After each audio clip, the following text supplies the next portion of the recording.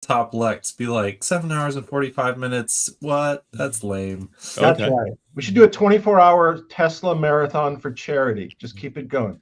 Perfect. So we've been live for 10 seconds. You heard it here first. We're going for 24 hours and we're raising money for a charity. We don't know which one yet. How about you guys pick? We're going 24 hours. Here we go.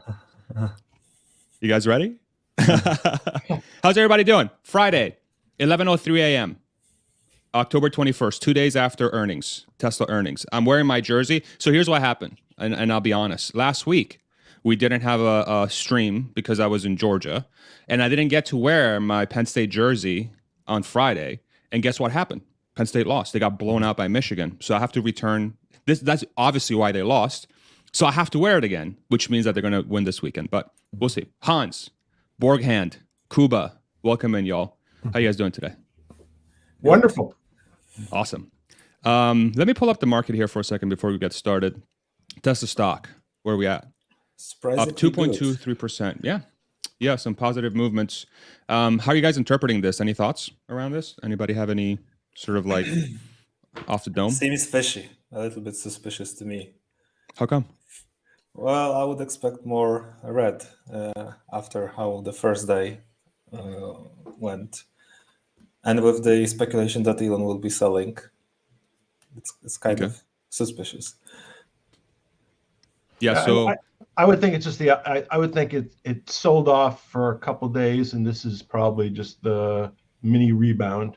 And I think we're kind of slightly off tilter with the rest of the market. We're slightly behind, so we're kind of operating slightly independently, and that's probably because earnings and we moved independently of the market. Yeah. Yeah, I would have. I mean, if Tesla had announced a big beat like people were expecting, and we had seen EPS at $1.15, $1.20, I think that would have separated us from the macro a little bit more. I think coming in so close to Wall Street's expectations probably makes Tesla just more susceptible to continuing to follow the macro over the next 3 months. So there's not a whole lot of surprise that I see here, honestly. I think we would have needed to see a bigger beat really to get some separation. We'll kind of see over the next few months how things play out as we start seeing deliveries, as potentially some of the institutional investors start piling in, depending on how FSD rollout comes in. So some of those things could be kind of near term, but yeah, I'm not seeing a whole lot of positive in the stock in the super near term. Yeah. I thought the earnings call. I'm sorry. No, please go ahead. Yeah, I thought the earnings call was terrific. I thought it's a dichotomy for me. On one hand, I thought the call itself was terrific. I thought Elon was exceptionally good. I thought he was really disciplined. He didn't stray. I thought it was a very upbeat call. So as in terms of that, I thought it was excellent. And I've seen other ones like, I know you mentioned Palantir before. I've seen their calls, and that is a S show. It's it's completely undermines the stock. And so you can't have that. On the flip side, in the current market, if you don't do a double beat with something extra, you're down. There's no exceptions. So we didn't have a double beat. We had a slight miss on revenue and a beat on EPS, which is kind of interesting because that demonstrates our greater, I guess, efficiency. Because I've been listening to earnings so far, and the misses usually are on the EPS side, not on the revenue side. So we're kind of the other way, which kind of suggests greater efficiency. But I think we're lucky that we didn't get hammered more, because we saw what happened to like Snapchat yesterday. I think that's like 3 times in a row. They've reported earnings and the stock's probably gone down 25% each time. So I thought the earnings call was about as good as it could have been. And I thought the result was about what it should have been. Yeah. I think what I find interesting was that the way Elon kicked off the call was the most bullish I've ever heard him kick off a call in a while, if not ever. Just sort of like putting Usually on a call that might benefit from a little bit of like, boosting or something, Elon will come out and drop one nugget, right? But then he's like, Q4 is going to be epic, $4.2 trillion market cap. The bot's going to be take us beyond that. Talked about FSD being done this year, Optimus being done. So there were like a lot of like very big things that were stated definitively on the call. And then towards the end, the 4.2 trill, it doesn't factor in Optimus. Bam. Exactly. So like these are very, very big things. The one thing that I found really interesting was that so we had Gary Black on a couple of times this week, and the one thing he mentioned on Twitter, which I found fascinating, was if Elon comes out with very bullish language on the call, this was before the call, then it might set the stage for a potential sale once the blackout period opens back, removes itself, and they can start selling and buying shares again as a Tesla employee. So I'm like, okay, wow. So that was an interesting call because he kind of called the bullish language. Now we'll see if Elon's actually going to sell shares for the Twitter deal starting Monday, because the blackout doesn't end until Monday. When as a company, it was always the Monday after earnings that opened up. I know I saw some stuff on Twitter saying that, hey, it's open today, so we're not seeing any selling from Elon. Like, well, no, nobody can sell until Monday. So we'll see what happens there. I think I continue to learn through this market, this bear market that we're in, is that it's truly dominated by short-term expectations from the market. Whereas in a bull market, I think it benefits a lot more from more longer-term thinking. More, hey, this is where we're going to be in the next 5 to 10 years or in the next 3 years. Whereas now it's like, oh, you met expectations. Well, I'm just going to capitalize on the run you've had. It's like that's the sort of dynamic I'm seeing. I don't know if you guys are seeing that as well, but it's yet another learning lesson. That I've been exposed to Tesla. It's like, hey, even though they're making a ton of cash, even though they're doing extremely well, even though next year if there is a recession and legacy auto starts to fail, Tesla's going to be in a great spot regardless, and they're going to continue to grow.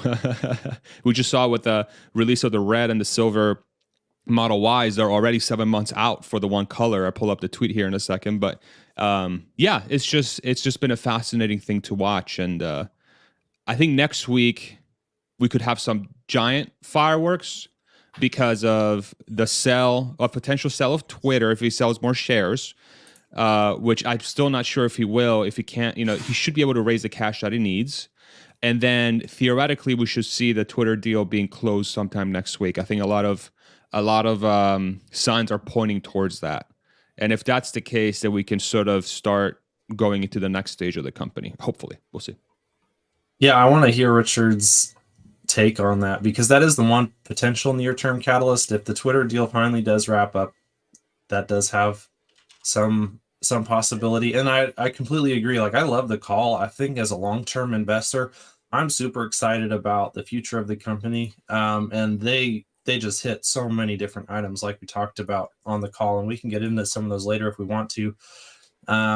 Sure. But yeah, as far as the Twitter deal, what do you think, Richard? What's the likelihood of that closing soon, or are we going to drag on into November? Like, where do you see that? I read something, I think yesterday, and it appeared that they're working on the documentation, and I think the intention is to close the deal by the 28th. I think that's the intention. But I think the holdup might be this is kind of like a practical holdup. You have a lot of parties that are going to be involved in the preparation of documentation. That means a lot of eyes are going to look at it. And I'm thinking more of like banks and institutions that are going to have to sign off. And oftentimes they're slow. So it wouldn't shock me if they have a deal and they have to go to the judge and say, we have a deal in place. We're just now finalizing the documents. Give us some more time. But it sounds like the intention certainly is to close. And now I did read about obviously I don't know how valid it is, but the rumors about the government's intention maybe to interfere in the closing of the Twitter deal or Starlink. And I see the headline you saw, and the way I read it, it was more of an issue of Starlink. And I thought the issue was when Elon at least talked about one day about removing the funding for the additional Starlink in Ukraine, the federal government rightfully or wrongfully got pissed, and now they're trying to exert pressure. I would think it'd be pretty tough on a substantive basis to interfere with the Twitter deal, since it involves First Amendment issues. I think that would be a harder interaction by the government. Starlink, which arguably could be for national defense or security, or at least you could claim it would be, arguably that could be more of a solid claim. But and I would think the way the government might be able to kind of intercede is through the Defense Production Act. Maybe they said they need special access for the protection in NATO, or something like that. But if they did that, they'd have to pay reasonable money too. So Starlink would get compensated for that by the federal government. But in answer to the question, I believe the way it sounds is the Twitter deal is going to be done, and the 28th is at least the prospective closing date.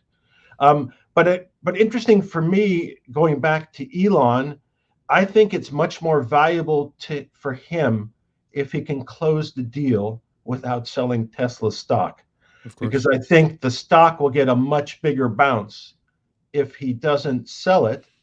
And since he has the most shares, he will be the biggest beneficiary of that bounce, probably enough to finance that entire Twitter deal. What's really interesting about him having to sell shares, though, is that even if he has to sell shares, say $5 billion worth, I think is the number that's being thrown around, $5 billion, that's less than 1% of the company's market cap. So theoretically, even him selling the shares should only move the stock by a little bit. And if it's built in conjunction with the potential buyback that Elon has talked about on the call, where he said, the board's reviewing how to do the buyback, but we think somewhere between the range of $5 to $10 billion makes sense. Whatever he sold, quote unquote, into the market, it's going to get soaked up anyway in the next, call it 6 to 12 months. So in the long term, even if he has to sell shares, to me, it's like a who cares kind of thing. But if he doesn't have to and he can just raise the cash to buy Twitter, then theoretically it's better for investors and him. But it still should be a very small hit, So I do think that the saga itself being around of, we just want to see what happens with this damn thing, and we just want to get past it, I think has a lot of validity to it. The Twitter overhang, I think Gary coined that term, and I'm trying to get him to sell merch around that. Like, bro, put a Twitter overhang, bird on your shirt and just start selling that en masse. You'll get so much money for your fund. But yeah, it's fascinating to watch that dynamic. So I don't know if anybody else has any thoughts around that, or any other topics that they want to bring up. I thought it's more a credibility issue. I think Elon's made representations he wasn't going to sell, or at least made suggestions. I don't know if it's anything exact, but suggestions he wasn't going to sell any more stock. So if he goes and sells stock, then you wonder if you can trust all his words. And the same thing about what Gary was saying about, and I think I even mentioned, because I was talking about what Gary had said before, but the superlatives that Elon did, which I loved, but if they were designed to pump the value of the stock, then I don't love it as much. So that's where I think in terms of the financials, it's really insignificant. And for long-term investors, it's certainly insignificant. I think that's legitimate. That's a great call. Yeah, if he's, the last thing he needs to do is somehow impact people's trusts of his words. And so if he does end up selling, I could see a scenario where, very much so, where people are like, well, you said you weren't going to sell any more shares. And that could be negatively impacted. And I'm sure he can, his lawyers will be like, well, you still can. You have verbiage that says, I don't, what did he say exactly? He's like, I don't foresee, there shouldn't be any more sales. Or so it was there was a little bit of vagueness around it, but there's still the messages out there, Mm-hmm. Go ahead, Hans. Yeah, I was just going to say that Rob had made a pretty good observation in his video, I think last night, about, in the past, Elon has kind of broadcast beforehand that he was going to do some selling by putting polls on Twitter, those types of things. So it's kind of not in character for what he's done in the past for him to basically do a pump and dump type action here with the stock. So hopefully we don't see him do something like that. I think it would be a really bad look for him right now, and especially with all the scrutiny that he's under. I hope that he doesn't have to do that. Or I hope he doesn't have to sell. And if he does have to sell, I think he should definitely be forthright about saying that beforehand and not coming to market and having a surprise sale if possible. I think that would be just the best case overall for everyone. Like, this is going to be a hit for our stockholders. I'm willing to take the hit as I sell. I'm not going to try and do better in the market than my shareholders are going to be doing. So hopefully, if he does have to sell, he can do that. We'll see what happens. But yeah, it's a really bad look if he says, "Hey, like this is the best time that I've seen in a long time as far as the valuation of the company moving forward." And oh, by the way, I'm going to have to sell a bunch of shares. Like, I understand the reasoning behind needing to sell for Twitter, and I fully support him. But just as far as the optics go, it wouldn't look good. That's very fair. And his naysayers, basically his naysayers, that's their position. He's a bullshitter, right? And so this would kind of like support that story. So I just don't think it's helpful. And I'm sure he knows that too. He's a lot smarter than all of us put together. So he knows that, and I'm sure he's trying. And I know he's contacted his boys, and some of them said yes, and some of them said no. But he's a very resourceful guy. So as far as if you were going to predict what happens next week, I'm curious to hear y'all's take. What do you think happens? What's the probability that the Twitter deal closes, one? And then what's the probability that Elon has to sell shares, two? I'll just kind of go first, and maybe we can wrap up the topic with this. I think there is like an 80% chance it gets closed next week. And I think there's a 20% chance it sells, because I think he's going to be able to raise the cash, whatever cash is needed to be able to complete the sale. That's how I think about it. What do you guys think? I would say like 50% chance that it closes next week. I just don't know that, I think it's on the path. I just don't know about timeline that it can move that quickly. And then as far as chance that he has to sell, yeah, I think I might put that as 50-50 as well. I think he's got a really good shot of bringing in enough outside capital to where he doesn't have to sell anything. And, that is definitely the most ideal situation for everyone involved, like we talked about. Yeah, I've seen a segment on CNBC where they were discussing that Elon's people are asking left and right for capital. So I think they'll be successful, hopefully. So I don't really expect a sell, and I don't think it will close next week. So probably what will have to happen is another delay to the trial, I guess. If I don't know, Richard, does that make sense? If both parties say that they are in the finalization stage of the paperwork, will the judge be willing to postpone? Yeah, if they say they have a deal and they're just finalizing the paperwork, the judge would much rather that than having to try the case. So generally, they will, generally being 99% of the time, they say fine. And that's what I was going to say. So I would expect a deal to be announced by the end of next week. I don't know if it'll be finalized, but it'll be announced. And I'm also going to say that Elon will contribute no more than $1 billion in stock. So you think 80% of it will be covered with outside money? Yeah, because I saw like the three guys, I thought that might, did you read that from his PayPal gentleman, Reid Hoffman, Peter Thiel, they are not going to participate. And I saw Ken Griffin from Citadel. He is, but it wasn't it was only $20 million. 20 million, yeah. Yeah, for me, that's a nice chunk of change for today. But for those guys, that's like, tip money. Jump change, yeah. Yeah. So I think, he said they're overpaying. So it's got to be a friend, not a an investor, like an institutional investor would probably have a tough time. If the guy who's asking for money says, I'm asking for more than it's worth, but a private person might be able to do it. So, that's where he's going to find the additional money. And I wouldn't be surprised if he ends up just short a little bit. Okay. Fair enough. I saw a couple folks in the comments. I don't know if anybody else wants to drop their predictions, but we have the great Alexander Mertz, Tesla Boomer Mama, 90% closed, 10% needs to sell. We had another prediction here from Dr. One Lynch too, I guess. 90% deal closed, 30% needs to sell shares. So it seems like at least the folks that are sharing their ideas, it looks like, at least in the comments, we have folks that think this thing gets done tomorrow. So which means that it won't. Or next week, rather. You know what? I know how it goes. By the way, that's lawyer talk when somebody will come in and ask you, how do you think this is going to turn out? And, there's no way of ever really knowing. Of course. So if it's a good case, you might say, I'd say it's about a 64% chance that you prevail, 36 against. And the flip side, just like that, there's a 30% chance of something, Yeah.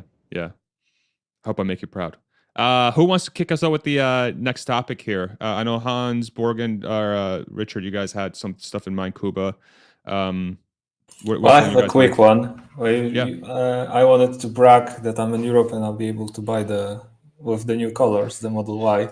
Well, screw but you. Then, but then the joke's on me because I didn't know that there's already a wait list. So while we were talking, I just quickly updated my reservation from blue to red so that I don't end up getting it in 24. Let me go ahead and pull that up, actually. Yeah, this was announced, I believe, this morning or last night. I can't remember when it came out. I think it was this morning. Both of them actually look sick, but I went for red for now. They look really nice. Quicksilver, 3,000 euro, about 3,000 USD. Midnight Cherry, 3,200. This is what the silver looks like. That, for me, looks like stainless steel. This is the best color I think they've ever come out with for me. It's so nice. I love silver on cars so much. It just really highlights like the curves and the lines real well. But this red also looks like it's like a deep sort of crimson almost looking thing. It's sick. Super, super sick. And I saw, what does that, so if you go on the website, Kuba, I don't know if you could do this live, but what's the wait time on the red and what's the wait time on the silver right now in your location? You're in Poland, right? Yeah, that's... Yeah. And so while he does that... It didn't tell me when I updated the reservation. But let's see if I were to order a new one. But yeah, in the meantime, you can kick off another topic and I'll jump in. Okay. Richard or Hans, what do you guys think? I'll jump. So one thing I didn't like about the earnings call, was the switch from deliveries to production.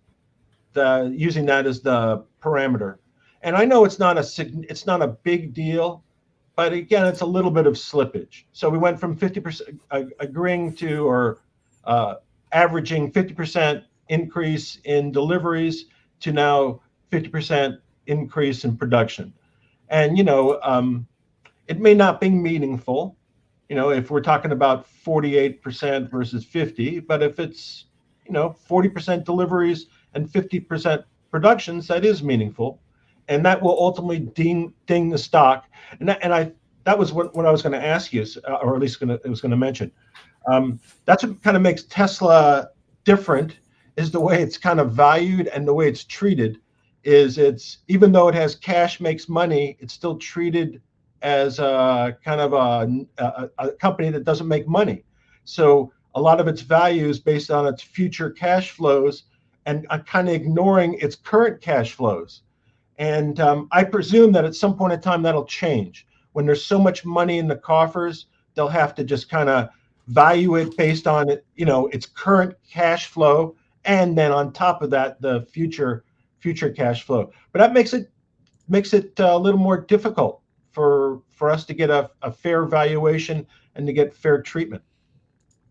Yeah, I brought that up yesterday with Alexandra and Gary. So my thing was, okay, so in a world where Tesla continues to create the separation versus the competition, and they are generating a ton of cash, they're becoming a quote unquote, in my head, maybe I'm misinterpreting this, a value stock, or a company that is no longer should be treated as a growth stock. It should be treated as something that's, in my head, value is like consistent cash flows, consistent ability to generate cash and bring returns to investors, solid business that is going to be able to withstand a lot of different headwinds and weird market conditions, you know? Like, are Coca-Cola and Tesla that different, really, outside of like, obviously when it comes to like the how solid the business is? In my head, it's yes, and maybe that's just me being naive about how strong of a business Tesla is. But what was interesting to start putting in perspective is that there's really three categories here that appear to exist in the market, at least, and I would love to sort of throw this around too. There seems to be actually maybe four. So the first one is like speculative. No one really knows if they're going to be successful, but it has a ton of potential. So think of, this is maybe Tesla back in 2013, 2014, call it, or Snapchat. I don't know. Pick something, or Twitter. I don't know. Pick a company that's theoretically can be ultra high growth, but doesn't have consistent profits of any, but it's a very promising technology. Then you have a growth company. A growth company is a company that is growing really, really quickly, is not generating a lot of cash. Some headwinds could deteriorate its ability to continue forward, but it's like a upgraded speculative stock. It's a growth company. Then you have value stocks, which are like your Coca-Colas and your Berkshire Hathaways. These companies that people that are looking to retain their wealth at the highest likelihood possible float to, because these are companies that under basically any circumstance should survive any moment, but at the same time, they're extremely predictable. They're not really innovating. They're just in things that people will always value. And these things might grow 5% per year at a maximum, maybe 6 if you're lucky. And then what I'm starting to realize is that then there's another category, which is like your FANG. That's not really value, but these are almost like, I don't even know how to label them, but they're in innovative companies and technology companies that are not really valued by value investors, but also don't fit the growth sort of narrative. So the FANG stocks of Apple, Google, Facebook, Amazon, like these types of companies. And it seems like Tesla is graduating from the growth thing to that category, that whatever you want to call that bucket. And in my head, that bucket of FANG was also theoretically value, because it just seems so entrenched. Like Apple is not going away. Apple's not going away, but I guess there's investors out there that view Apple differently than a Berkshire Hathaway or something else. So I don't know if that makes any sense, or if it's something that's valuable to talk about. But I'm really starting to think about that a lot more, and I'm like, okay, so when Tesla fully graduates from growth to, call it, this FANG category, what does that mean? Are we there yet? What kind of investor base is going to move to that stock based on that label? I'll open it up. I don't know if you guys have any thoughts around there, if you want to add on or remove or move it to a different one, but I don't know. Yeah, I'll sort of hand the mic over to somebody else. Yeah, I mean, I think that, so even among the FANG stocks, like they're better and worse. So you've got, Microsoft isn't part of the FANG, but really, like in my mind, the three preeminent, we can call them maybe apex tech stocks that are, consistent growth, but super resilient, great growth prospects, and just durable businesses and teams that you can expect to execute regardless of the headwinds that they encounter. And that's, Apple, Google, Microsoft. Like those are the three. Netflix is good, probably I would say better than Facebook. And then Facebook is kind of falling off. Honestly, I wouldn't be surprised if we saw Microsoft replace Netflix, or replace Facebook in the FANG. Yeah. And so I think as Tesla graduates to that level, we haven't seen Berkshire Hathaway invest a whole lot in anything there besides Apple. But you could see moving forward that potentially they would be warming up to some of those other names, and that as you see more of that, more value money begin to flow more into these apex tech stocks, that could change the sentiment in the market. And I think that Tesla is in a very unique position with respect to those other three, because they're both a physical stuff company and a digital stuff company. And so, their atoms and bits mix is much more evenly split than any of the others, which kind of makes some of their revenue a lot more durable than some of the other companies. And so that's the thing, as far as being able to generate high margin revenue on such large physical products is pretty incredible. And as they continue to ramp up both vehicle production and then get into energy, expand into new verticals, expand into new markets, I think that the market at some point, if we get into another bull rally where you do see the market starting to assign value to some of these further time horizon type things, that you could really see Tesla go on a major run. I wanted to thank you, Farzad, for putting my account on the screen. Yeah, you're welcome. Yeah. This is no actually this is Berkshire Hathaway's holdings, just as Hans was talking through it. Apple is Berkshire Hathaway's largest holding at 40% of their portfolio, $132 billion. The Berkshire Hathaway fund is $325 billion. But what's interesting about and I do mention, so Alexandra Mertz, Tesla Boomer Mama, who was on the comments before, she's actually writing a letter to Buffett. I think there's a couple of people writing letters to Buffett saying, hey, yeah, what are you waiting for? Start buying Tesla. Like, this fits your portfolio perfectly. Starting to transition over, sort of piggybacking on what Hans is saying. So what's interesting is, as I start going down the list, I'm like, okay, Activision Blizzard is part of the fund. They have about $5 billion worth of that. Then they also have General Motors, which is an interesting to hold at this time. They have Amazon, which theoretically could fit the same bill as Tesla. They have Snowflake, which is a very interesting play. I'm assuming they have this because they want some exposure to potential 10x opportunities down the road. T-Mobile. So it's fascinating to watch how a fund like a Berkshire Hathaway purchases stock. But what really stands out to me is okay, Apple's 40% of their portfolio. What's the likelihood that as Tesla starts fitting this sort of mold of sort of think about Apple. So what's the general public think about Apple? Innovative, cool products. Innovative is questionable, but I think the public thinks of Apple as innovative because of Steve Jobs. Really cool products, good growth, makes a ton of cash. It's cool. It's part of the tech sort of industry.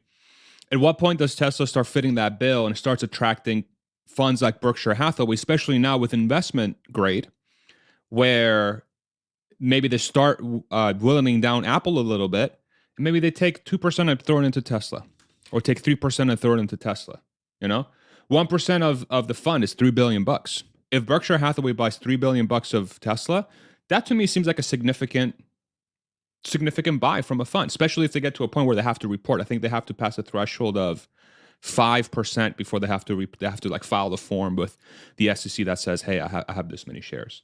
It's a fascinating thing to follow and think through. And I think this becomes a more and more obvious trend in the coming years, especially as those buybacks begin and Moody's upgrades and cash flow becomes not just a no-brainer, but just overwhelming, that this sort of dynamic starts to appear where these larger, well-known funds start buying into Tesla and it becomes part of the zeitgeist somewhat. What do you guys think about that? I was going to say, I think Tesla is still growing too much. So which is great, but it has a lot more volatility than Apple, Bank of America, Chevron, Coca-Cola, and somebody like Warren Buffett, as I call him. He's not looking for volatility. He wants to park his money, not worry about it, get a return that he's anticipating. The Activision one that you mentioned, I think that was a merger by Microsoft. I think Microsoft was going to acquire them. I think that's still in process, and they thought that was an arbitrage. That's why they have it. But I think the Apples, and I think Hans was saying this, the three, the Apple, Google, Microsoft, people feel those are like banks. You could park your money there and they're going to be safe. Hopefully they'll go up and appreciate a significant amount, but you don't have to really worry about it. And you can't, good or bad, you can't say that about Tesla. Tesla's got a lot more excitement, a lot more upside, but it's in a kind of a cyclical business. So it could go up 300% one year and go down 500% the next year.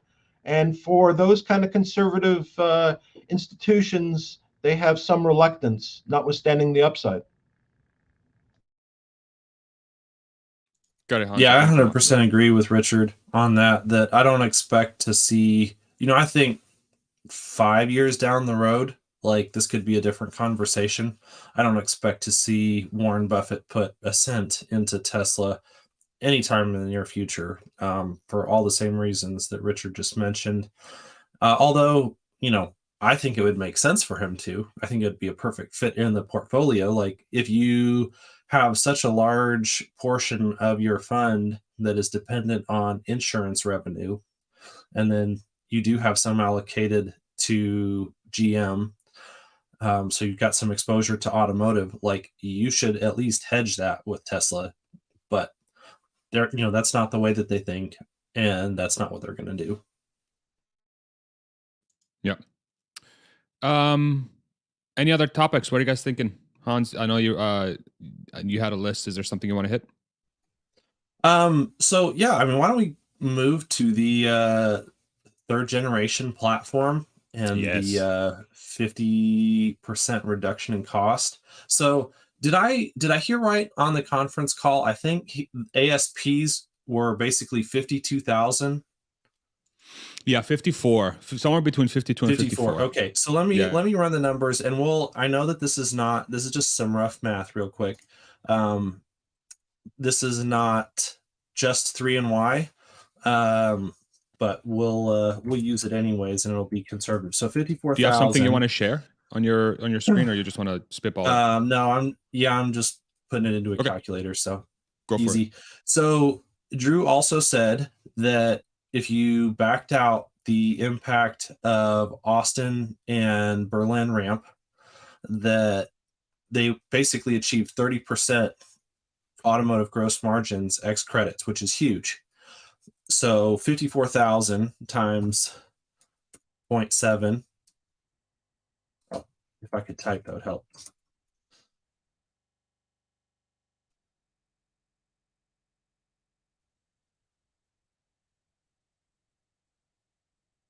We're doing some live math, y'all. Yep. Is $37,800. So that's like their average cost of goods sold. So if you divide that by 2, you're looking at an average COGS for the Generation 3 at under $19,000. Yep. Which should mean that they can sell at 30% margin. They could sell a $27,000 car at 30% margin on a COGS of 19K. So that's pretty crazy. We know that the demand for vehicles grows exponentially as you reduce the price. So going from a $50,000 car down to a $27,000 car probably at least quadruples the size of the market, if not more like 8 times. And so just an insane level of production that they would be able to sell out in that. And then we're not even talking about robotaxis. So yeah, I just thought that was a huge announcement. So we don't have details on exactly what that platform looks like, but just as far as back of the napkin math to spitball, saying that you can get your average cost of goods sold for an economy vehicle down below $20,000 is incredible. Yeah, I agree. Go ahead, Richard. Yeah, I was going to say so. I have no facts supporting this. This is again pure speculation, which I like to do. Um, I when I thought about that, I thought about India, and I thought about the market in India. Part of the problem with Teslas in India is they're too expensive for the population, so it's hard to sell a car to the population in India. But obviously, there's a huge market, and obviously, India would like Tesla to set up a manufacturing facility in there. And I thought if you could do the new platform where you could sell $30,000 cars in India and supply the marketplace there, build a factory, they'd waive the tax.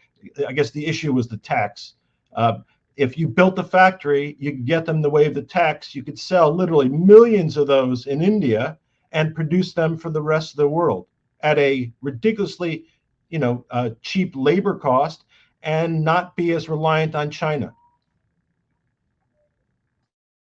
I think so what I'm doing right now is I'm putting the numbers in an Excel spreadsheet, I think, right now, because there's a whole topic of discussion we can do around this 30,000 or really sub $30,000 car. There's just so many implications here. So real quick, for those that just joined, the average ASP for the current lineup and Hans walked us through. I just want to put it on screen here so we can see it all together. The average selling price today for Tesla is roughly $54,300. The statement was made on the call that Zach said if you remove Berlin and Austin, the current margin that Tesla makes on those cars is roughly 30%, which implies that the cost of a goods sold, or how much it costs Tesla to make the car, is $38,010 roughly.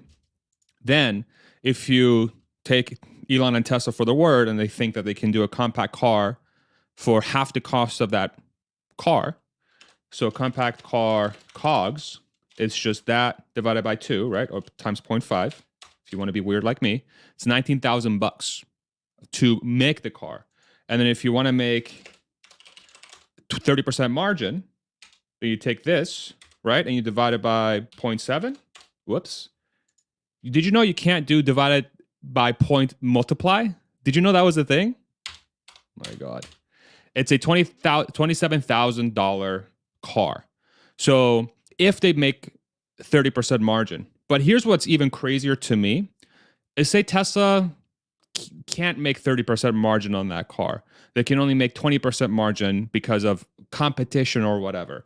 This price just goes down. And I think that's what might be even like a lot of people are missing.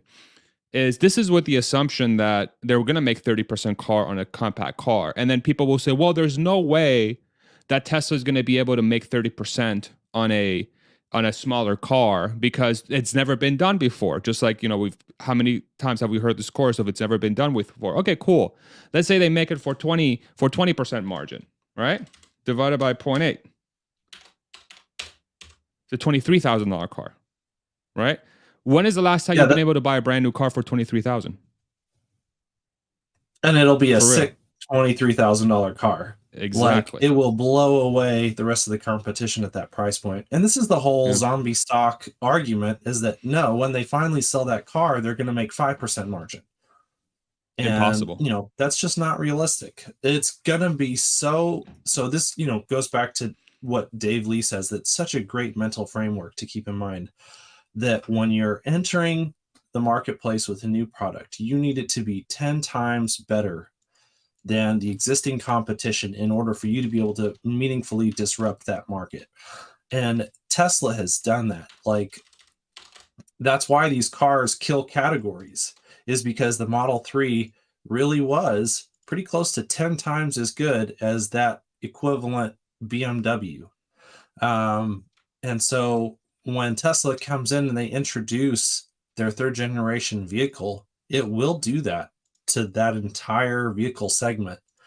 And they'll have some, that gives you pricing power. It gives you the ability to have margin that other people don't have. It's not a commoditized, people are thinking about the automotive market in terms of the very commoditized, highly competitive place that we've been going to. They don't realize that this is much more like going from horse and buggy to cars.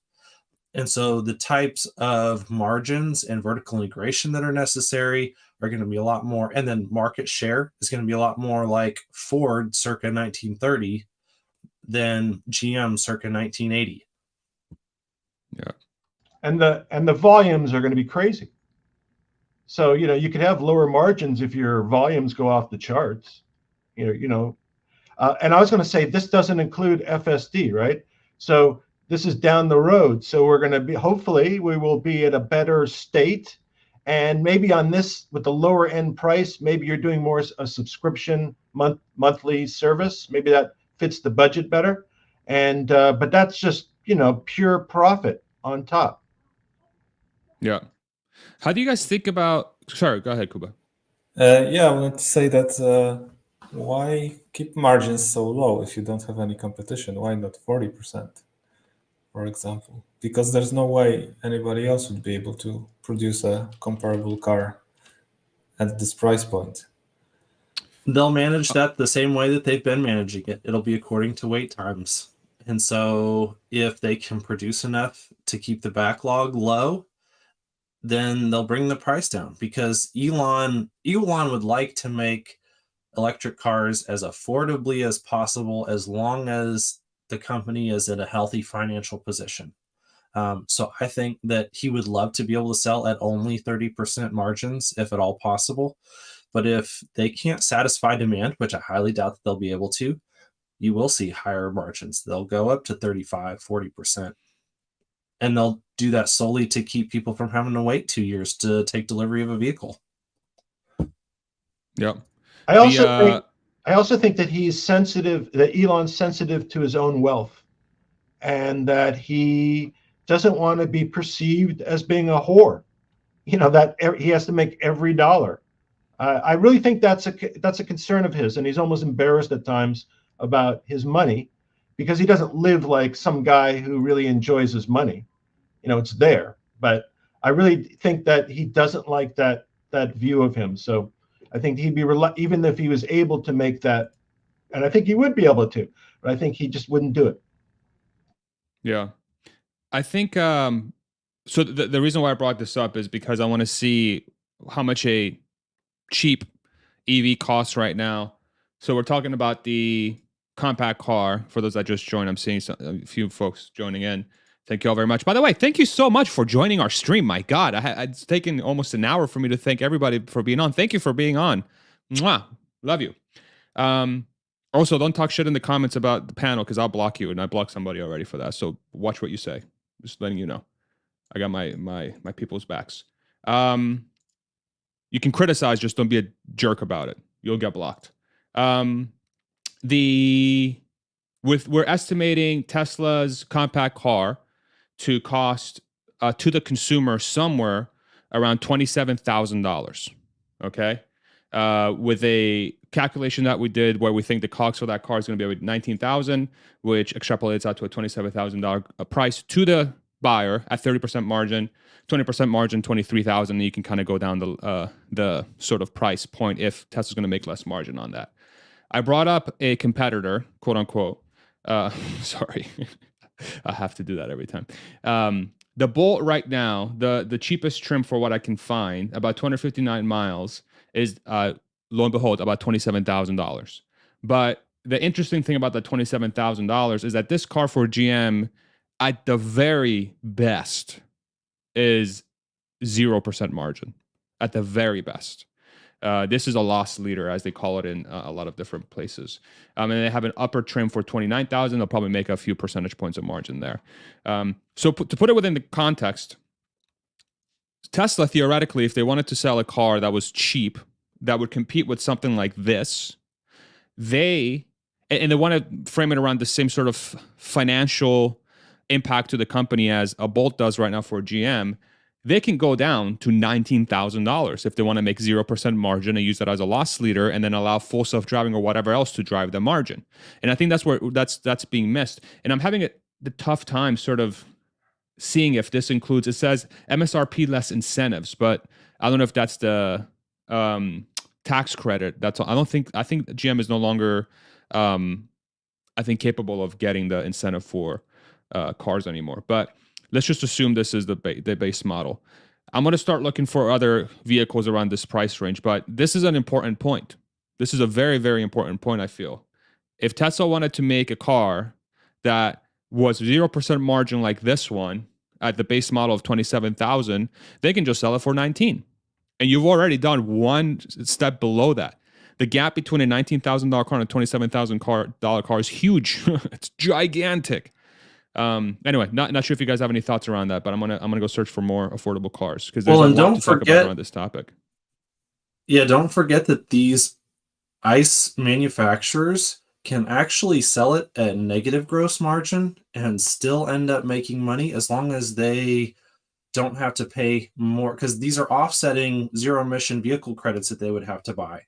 And so it reduces their tax liability, so they can potentially make, negative $500, negative $1,000. And if that's less than the ZEV credit that they would have to buy to offset that vehicle, then they can still do that and justify it financially. And so, that makes it even more, just puts a finer point on it. Anybody else? Any thoughts? Silence. I love it. About the car around this price range. So in Europe, we've got the Renault Zoe around this price, but you won't find it in the Is that a Renault? Yeah, Renault. Renault Zoe. We saw. You know what? That's what I rented when I was in Ireland. I was driving around the Zoe. I think it was a Zoe. Renault Zoe build. See if I can build your Zoe E-Tech. Is that the one? I guess that's the electric Zoe. It's only electric. It's no other variant. Got it. So the Techno is 30,000 euro or pounds, which is roughly, I think the pound and the euro or the US dollar are 1-to-1 now, right? I believe, or close to. Pound is still a bit stronger, yeah. A bit stronger. So more than 30,000 US. Mm-hmm. Cool. So there's another.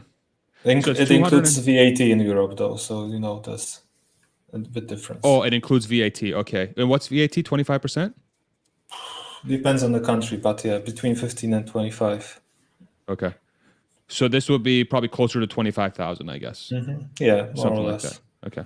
So right around that price range, but you get 239 miles of WLTP range, which is European, which I believe is inflated by about 10% versus US range, something like that.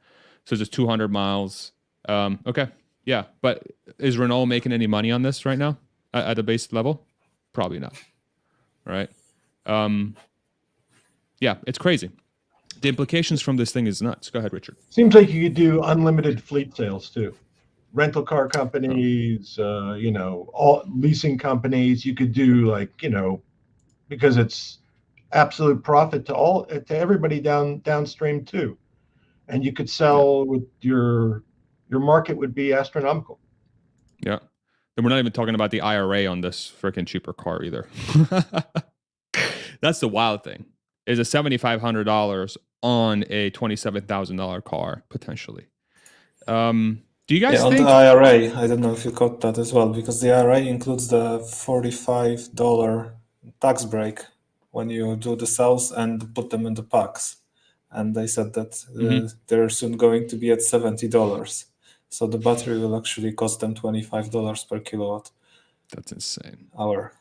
Yeah. It's completely nuts. It's completely nuts. It's like I'm almost scared to even think about it because the implications are so giant. It's a thing we've always been talking about in the community is like the scale is going to kick in. The scale is going to kick in. And now we're on the precipice of the scale kicking in. And then is Tesla going to be the only car that's going to be able to sell a sub $30,000 car at a profit? I think so. I think they're going to be the only ones. It's going to be like an Apple versus Android thing all over again. Like it's so obviously playing out that way in my opinion, where Apple has, what is it? 20% of the market share, 10% of the market share, but like 90% of the profits. Tesla could have 30% of the market share and 100% of the profits. That's where it gets weird. How do you guys think about robotaxi and the? Actually, go ahead, Richard. I saw you went off. Yeah, I was going to say we have to be kind of patient enough to weather the times where the business and the stock are unhinged, because that's tough. We all believe the business is fantastic, but the stock isn't always as fantastic, and it's tough, notwithstanding how well the business is doing, to always weather the crappy stock times. Yeah, that's a great point. How do you guys think about robotaxi and this sort of like more affordable car? I think they talked about it being on the same platform, but is it the same product, or how do you envision that? Have you guys thought about that at all?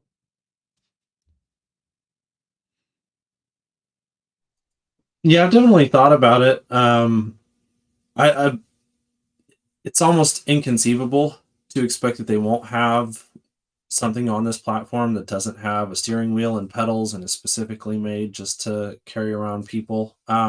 But I think there will also be, as we've said, lots of markets where that won't be feasible, and they still need EVs in order to transition to sustainable energy. And so we'll see both. There will be traditional compact cars. Um, I'm excited to see, what does the China version of this vehicle look like?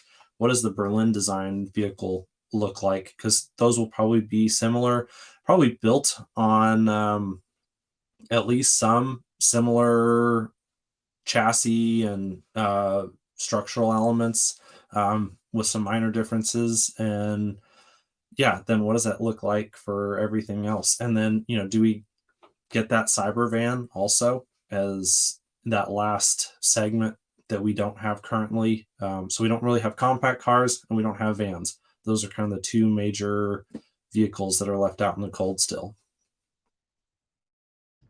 I was out trying to steal the intellectual property last night, but was unsuccessful, so I can't report. But Come on, Herbert. I agree with Hans. I think they're going to probably improve on existing, not create from scratch, because that seems kind of be the MO. So I would think they would take the existing platform and simplify it and improve it, maybe reduce the size, something like that. But I would expect it to be very similar, but probably less parts, because that seems to be the way to go, and just a simpler and cleaner version of the existing, not some altered technology.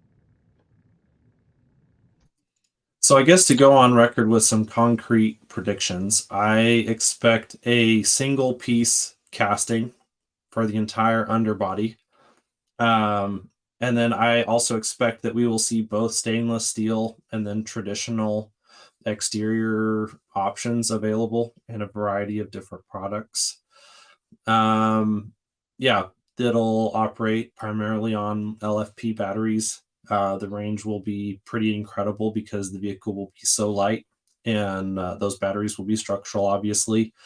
We'll just see probably incredible software integration on top of that from FSD, but even beyond to entertainment and other options, which kind of leads into another topic if we wanted to touch on it here in a little bit. And that's, we've been hearing these rumors of Google and Tesla in talks. And so I've been thinking a lot about, what are the potential topics that Google and Tesla would want to collaborate on? And there's quite a few interesting options. Can't wait to hear those. Richard, did you have something to say? I saw you went off mute. Or Kuba, I think it was Kuba that went off mute there. I had a bit of a counterpoint because I'm not sure how big the incentive would be to complicate the lineup.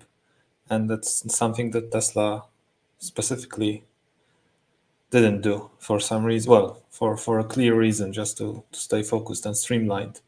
So the question is, what has changed in the reasoning if they were to now have multiple competing even setups for a given segment? The main difference in my mind is that a robotaxi is a completely different vehicle than a regular car that a consumer would buy to actually drive. So something that drives itself versus something that a person drives are two different vehicles, and you'll actually see two different form factors for those vehicles evolve over time. Mm-hmm. Yeah, makes sense. Waymo is Google, correct? Yeah, so I guess Waymo is now going into, I'm very close to LA, is now coming into Los Angeles to have that as a new test city or whatever. So if Tesla and Google got together, then it would be difficult for them to do a deal where they're also competing with the technology, Waymo and Tesla's technology. It would be, I don't know what their common purpose would be other than that. That to me seems like they have something in common. They're both trying to develop the technology. Maybe Waymo going to LA relates to some future relationship between Tesla and Google and combining forces or something like that. Again, pure speculation. Is that where your head was going, Hans, with Google and Tesla becoming Yeah, partners, or is there's it? quite a few options. So obviously there's, that Waymo connection, and they're both working on full self-driving type autonomous driving software and vehicles. But yeah, both software and hardware. But if you step back from there for a second, just think about the amount of map data that Teslas are generating with their 8 cameras that are currently constantly surveilling every major city around, definitely the United States, and then most major cities around the world. That could be a huge potential source of data that Google might like to have access to update their maps. Potentially they could actually get that data from Tesla for cheaper than they're currently hiring drivers to drive around with these cameras to create all that map data. So that's one thing that Tesla has that they'll want, both that and then traffic, road hazards, those types of things. There's more interesting possibilities for Dojo. We know that Google is not afraid to spend quite a bit of money to do custom both hardware and software to reduce their reliance on NVIDIA for GPUs. So they've done that with their TPUs. You could definitely imagine them wanting to participate with Tesla on Dojo to see if they can add another option. That it sounds, from my understanding listening to James Dauma, that the architecture for TPUs and the architecture for Dojo are drastically different, and they'll be good at different things. And so it could very well be possible that even though that Google can continue to pursue developing their TPUs and still also be interested in collaborating with Tesla on the development of Dojo. There's still a huge lift in the amount of libraries that are necessary to write for Dojo in order for it to be a useful training tool, and that people can go run all sorts of different types of neural networks on easily. And then also the compilers, sounds like there's still work to do on that front. And so maybe Google is interested in assisting with writing all that software in order to help Tesla move the ball forward on that, and then have access to Dojo in the future. Like Richard mentioned, there's the FSD. Maybe they're saying, hey, we want to hedge our bets on Waymo. It doesn't seem like it's making as much progress as we'd like. And so potentially there's some integrations that are possible with Tesla there. And then beyond that, beyond the actual software of running it, maybe they just need access to Tesla's data, because on actual real world driving scenarios, we've talked about this in the community ad nauseum, that who else can actually create a self-driving car besides Tesla, because no one else has the amount of real world data. And so you may even be able to see Tesla be like, Google could be the first one who's interested enough. They're definitely the company that is in the right position to recognize the value of Tesla's data. And maybe they're the first one who's willing to cut a deal to have access to it, so that they can do their own from scratch FSD type system that's trained, without having to go and build up the fleet so that they can collect that data themselves. So, those are just a few of the options that those are things that Tesla has that Google might want. And then on the flip side, I think Google has a few things that Tesla might be interested in as well. So the quality of Google Assistant is, top notch. It's far superior to Alexa, Siri, or even what's the Microsoft one, Cortana. And right now, Tesla's voice assistant isn't great, and so you could see something potentially that Tesla would be interested in there. And then, their software experience, their ability to, like I mentioned earlier, potentially collaborate on writing libraries for Dojo. And then, just the amount of data that they have that potentially could play into Optimus or a variety of other things. I have one more to add where possible cooperation would be interesting. So Google is offering Android Automotive to OEMs, and it's like an operating system for the car. It's not just infotainment, but as far as I understand, it's very tightly integrated with the whole electronics of the car. So they already have partnerships with Polestar and Volvo and Renault as well. And if Tesla was to license FSD, it might be the route how they get to some of the OEMs that already use Android Automotive. Don't you think that Google, if they really wanted to just get full self-driving up to speed with, say, Tesla, why wouldn't they just license from Tesla? How do you think about that? Instead of just getting the data and doing it from scratch. Mm-hmm. Well, they may not think it's going to work. They may not think it's going to work. I think it's definitely in the realm of possibilities. Okay. Richard, you went off mute earlier there. Did you have something to add? Yeah, I was just going to say, I was thinking, obviously, I think Google also is involved in AR, AR and VR, and we know Tesla has interest in that. So maybe there's some future collaboration in that. They're involved in machine learning, AI, robotics. So there are probably like a lot of projects that they actually have common interest and could work together. Sorry, I just need to send my dog keeps barking downstairs and I'm not really sure what's going on. So I think my wife might be playing Overwatch a little too loudly. I think by the way, I haven't played Overwatch, but apparently it's a great game. I think what's interesting to me is the Google conversation.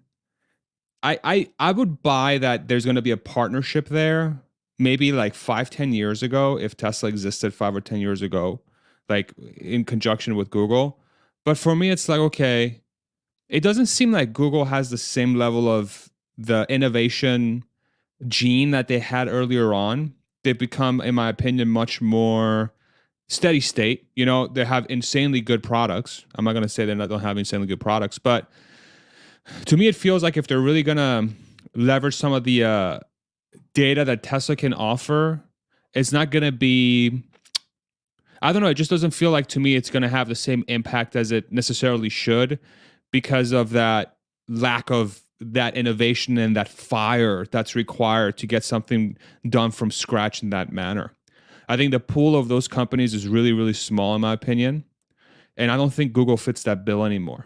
I don't know if you agree with that or not, but I think, I don't know. I just that's why I don't see the partnership. I just think the DNAs of the two companies are very different. I don't think Google is nearly as innovative or as willing to take those quote unquote risks as they would in the past. Possibly not fast moving either. So that would be a source of disagreement if they were to cooperate together, because Elon would see them as moving way too slow. That's because they're definitely a big company. I don't think they managed to keep the culture as well as Tesla did while growing. Also, if they had too material a contract, the government, depending on who it was, would say it was anti-competitive and would try to block that combination. So it's kind of like a dance. It can't be too material, and it has to be probably the right administration to support that. What do you How would you think about that with relation to FSD specific? Like if Google wanted to license FSD and include it as part of their Android Auto offering, would the government view that as anti-competitive or facilitating competition? I guess it might depend on the terms of the deal, huh? Yeah, if there was one, if they eventually were going to eliminate it just to one source, that would be anti-competitive. If they were going to make it more internal competition, then that would make it competitive. So in essence, you'd have to run them both, I think. You couldn't shut down Waymo and operate Tesla and then have that as the exclusive way. Well, you could do it, but I would think you're going to get pushback from the government if you have sole pricing control and you have control over the entire market. Yeah, I think the picture for FS, like that full self-driving future, is still murky until maybe next year or the year after, and then we'll start getting some clear signals into what sort of dynamics may arise. Because I expect there to be a giant flood of interest and money starting to come in once there's one player that has the clear advantage from a technology and scale perspective. You know, I think the technology piece is still a little dubious because yes, Waymo and other companies can operate in these cities, but like it's like one city or like 2 or 3 cities. It's not that many, and it's very limited. But if you can get a player in that has a scale to operate in multiple areas and they're able to do so at a fraction of the cost, theoretically, then at that point, I think all the floodgates open. And then you'll see every single day on the news and the TV, the self-driving future has arrived. Welcome to the Jetsons. You know, it's like you can already see it happening. So I can understand why the full self-driving picture is much more wait and see approach because it's such a game-changing technology. But it does appear that the player with the scale will win. And for me, it's hard to see anyone else outside of Tesla that has that scale. Because the technology is one piece, but getting enough cars that can drive themselves is a completely different story. And if your cars are limited by how many random sensors you can put on the car that are, capped to 1,000 units a year, and then you have Tesla pumping millions of units a year that can do the same exact thing, it's obvious who's going to win. It's very obvious who's going to win. So it just comes down to, can Tesla do it?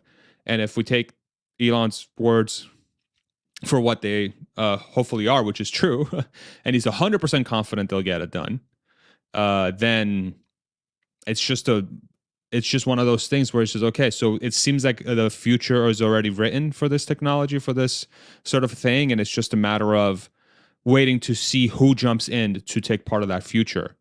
And how does Tesla play in that sort of arena? And who are the governments that are going to say no? Who are the regulators that are going to go out of their way to ensure something like that doesn't happen, right? It's going to be fascinating to watch. It's watching the world transform in the next, call it, 3 to 5 years. It's so weird. It's such a weird in time. It's such a weird time. Weird in time. Why would I say something like that? Well, it's such a weird. I don't know. Who cares? Anyway, sorry. Point in time, maybe. I have a question. Yeah, for the panel. Based on Elon's comments in the earnings call, did anyone's timeline change for when they expect the first jurisdiction? We can call it even single city. Like, when is the first Tesla robo-taxi going to have a paying customer that is approved in that jurisdiction? You think it's 2023, 2024, 2025? And, what did you think it was before and after his comments on the call? Was that modified? Mine's been the same. Mine's been second half 2023, but I'm curious to hear y'all's. I was undefined before the call, and I was undefined after the call. And when he was pressed about like a level 4, level 5, he kind of meandered around that topic also. So I don't think, if I was his lawyer and we were talking about, well, this question might be asked and how can I answer it? I would say you really don't know. So just, you can't say.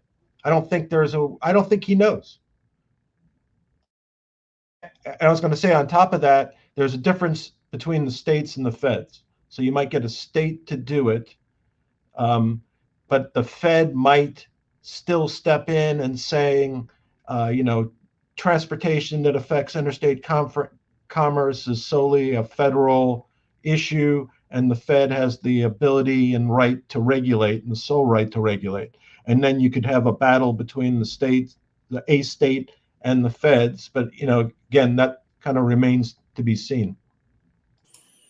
I got a feeling that about this discussion about the level 4, level 5 doesn't seem like Elon is that interested, because it seems like his approach, at least to me, is that we'll just have the car that drives itself, and I'll let others just worry about how to name it and how to classify it, and not really bothered by this classification. And on the regulation front, correct me if I'm wrong, but I remember that some states already have some law in place that actually allows self-driving cars, or maybe even forbids, like blocking the development of robotaxi. I think it was Florida, if I remember correctly, but it might be. Well, I think this is why could be the level wrong. 4 or 5 question is important, is because in the jurisdictions that allow like Waymo and some of these companies to operate, there are definitions about that, and the vehicle would have to meet those requirements in order to operate in those jurisdictions. So yeah, that's the reason that is an important definitional question. I think for me, I'm thinking mid 2024 is the first time that we'll actually see a paying customer, and that it will be probably in one of the same jurisdictions that currently allows Waymo to operate. Stu. Oh my God, I clicked the wrong thing. What a mess. I have that part of the call queued up where Elon answers a question about level 4, level 5. Are you guys cool listening through it one more time and kind of seeing if we can get any nuggets? Yeah. All right, let me go ahead and do that. And let me see if I know how to do it this time, because last time I was a disaster. All right, go ahead and mute, and we'll get this started.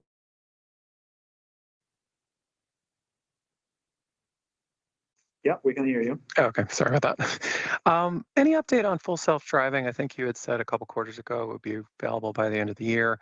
Is that still possible? Would it still be like a level 4 or level 5 that you're talking about? And are there any sort of regulatory hurdles you'd have to think about?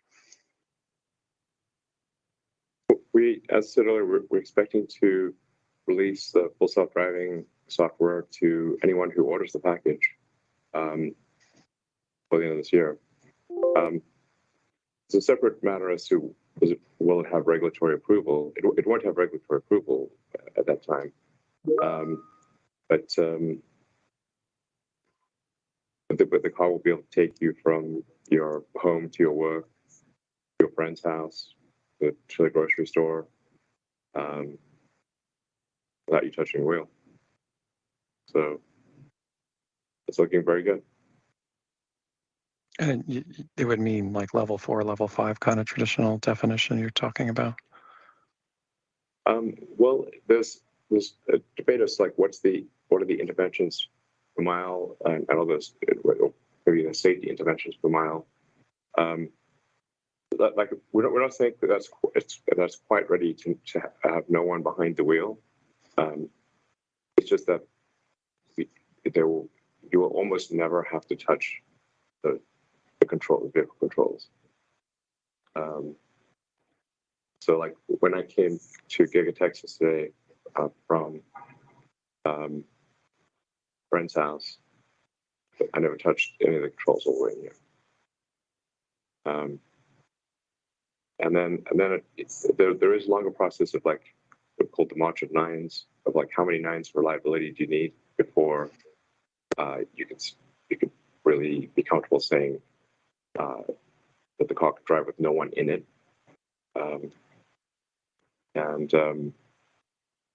That's there's some subjectivity as to how many nines you need, but I think we'll be pretty close to having enough nines that you can have no one in the car by the end of this year.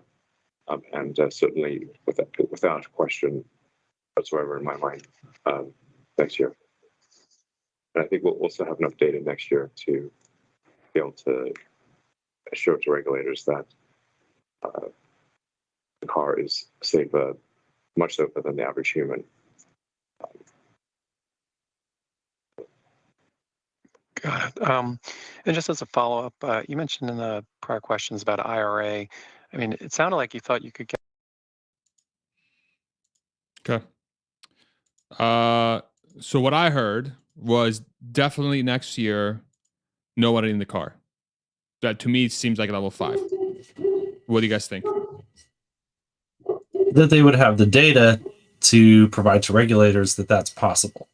So then there's the whole regulatory approval process that then comes after that. Right. And I think the level 4, level 5, I think that's silly. It should just be called backseat driving. When you can sit in your back seat, that's when all is done.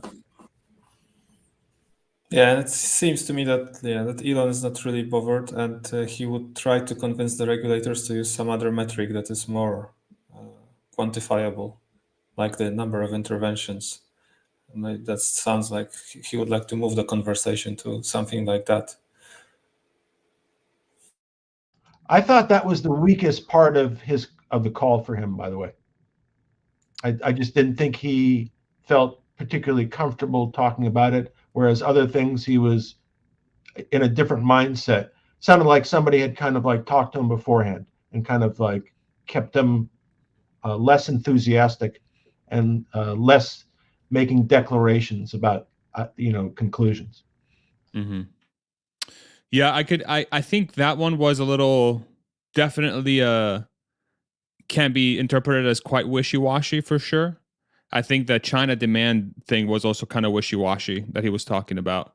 He didn't give any direct answers, and I think there was a sort of a little bit of a variable there that he didn't want to piss off the Chinese government, because if he outright comes out and says they have a recession and we're just going to divert sales and make it an export hub directly, or like I just feel like there's more to that than it seems. It's not a demand question. It's a question of, okay, who's getting your cars? So if China can't get your cars right now, that means they're not going to get anyone's cars because their economy's basically collapsing. So that's not a Tesla problem. That's a bigger problem.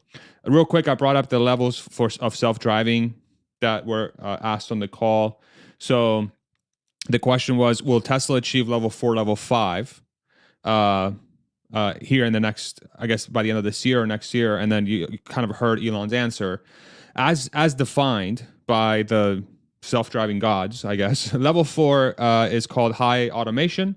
The vehicle performs all driving tasks under specific circumstances. Geofencing is required. Human override is still an option. So that's sort of an interesting caveat. And then full automation means the vehicle performs all driving tasks under all conditions. Zero human attention or interaction is required.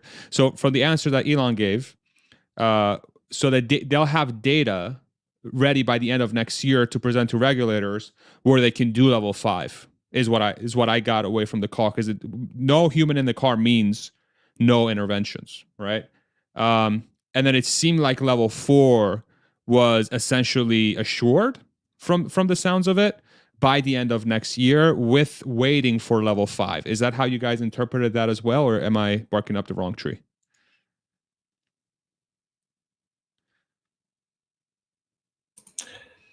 Again, those are confusing to me because level 4 mentions geofencing is required, which I don't think Tesla would share this view, for example.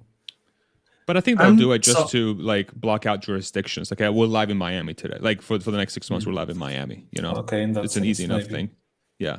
And it can also be, so this is one of the areas where I'm a little bit confused on those definitions is, geofencing to what? Like, how off-road of a condition do you say is geofenced off?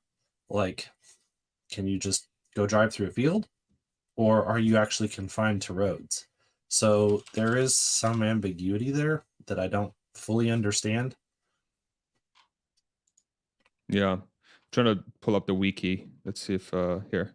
See if we get a different definition here. Excuse me. Okay.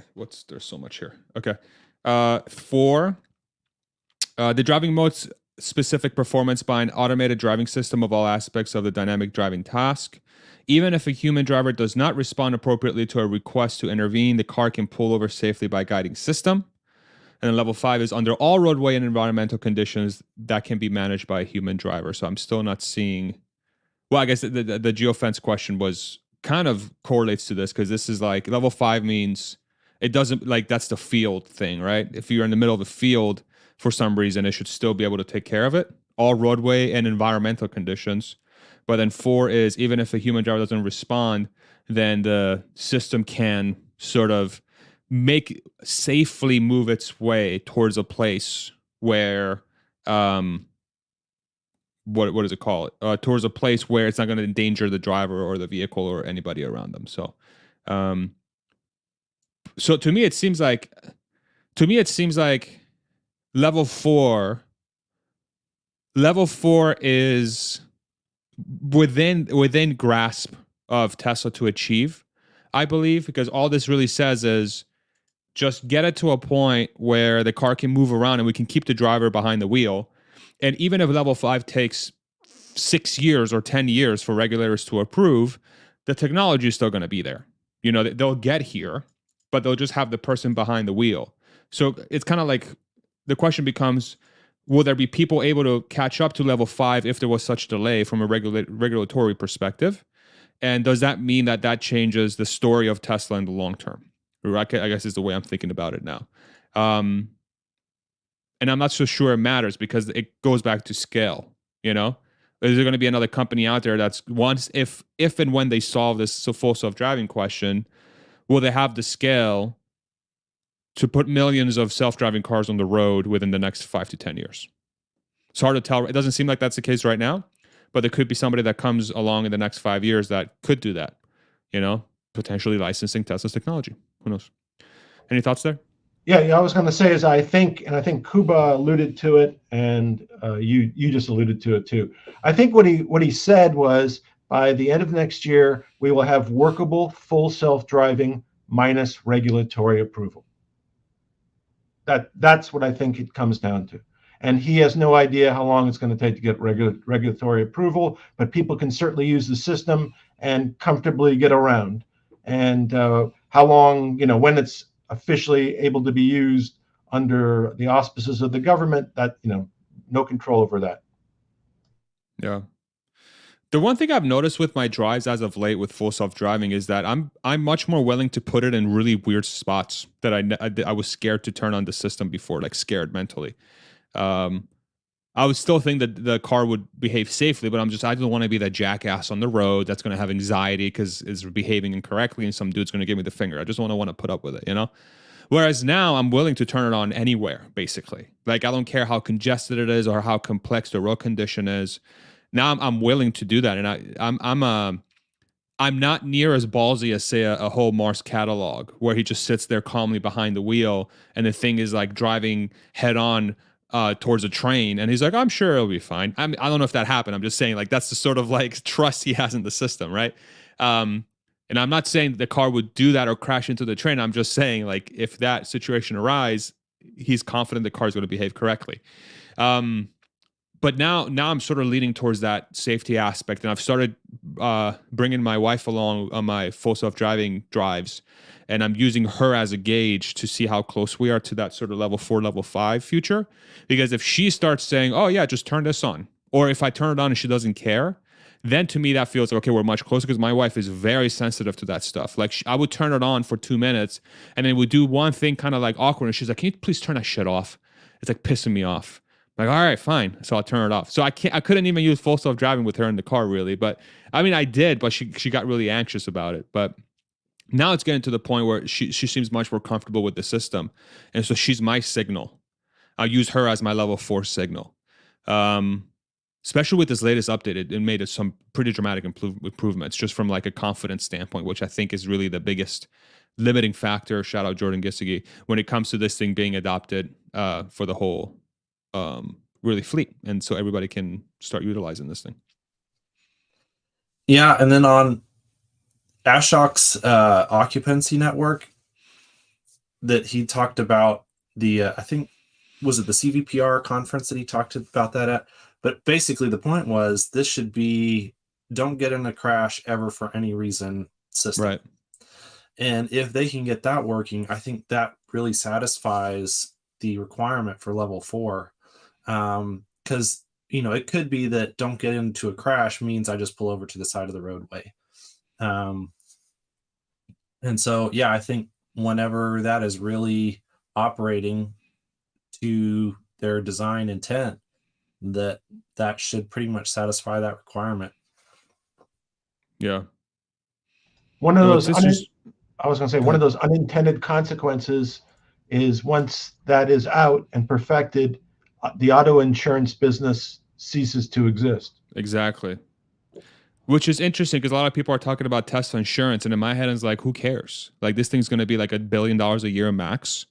Like, it's going to be a nothing burger. When it costs $5 to insure a driver or a rider, in this case, okay, so what? The reason why it's such a big industry now is because people are dumb and none of us know how to drive it, apparently. So it's like, that's why that thing exists in the first place. So I never. It's going to be a long time before before Teslas are the only cars on the road, and it is somewhat difficult to avoid.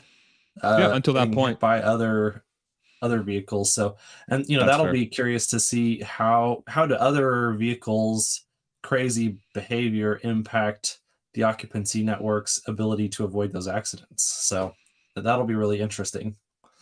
We could meet back here in 2032 and see how we did. Yes. You know what's interesting about that too? Like, think about the affordability of the vehicle from that respect, right? Depending on where you live, insurance could be like $300 a month if you're a good driver. Like, New York City is like bananas expensive. Pennsylvania is like a fraction. Texas out here is cheap too, which it shouldn't be because the driving I see out here. I don't know if you see this, Hans, but boy, there are people like half the roads like drunk or feels like they're. I don't know. I love Texas, but like by far the worst drivers I've ever seen in my life. Sorry. Shout out Texans. Yeah, I'm not going to argue with you on that one. Okay. My God, it's crazy. But I could go on a rant on this for like 30 minutes, but I'm not going to. And I'm trying really hard not to. The affordability, the net affordability of the car, I think we're starting to get to the point when full self-driving turns on, the net affordability of Teslas become, again, a significant advantage versus every other competing car. Because not only do you have a car that you can theoretically, if you wanted to sell as at 5-10% margin, an affordable car that's going to have half the cost of a Model Y today, you could sell for well under $27,000 if you didn't want to make 30% margin. Then from a monthly cost, if that thing is equipped with this system that will basically never crash, and the only time it'll crash is if somebody else does something stupidly wrong and it like they cause you harm in that way, then theoretically the insurance cost for that vehicle should be significantly less than any other vehicle that's on the road that doesn't have that system. So then you have the savings from the electricity versus gas, you have the savings of this car versus the competing market, and then you have a savings from an insurance perspective. And so again, you think about the Tesla effect of people going up in price points. I would have never bought a Model S in my life. That thing was 70. We had two of them at one point, $75,000 cars. I would have never in a trillion years spent that much money on a car until that Tesla effect came up. But then now you have these additional variables that keep coming in. And so this compact car with full self-driving and a lower insurance, like, there's no way in my head that this thing sells for less than 30% margin. There's no way. There's absolutely no way.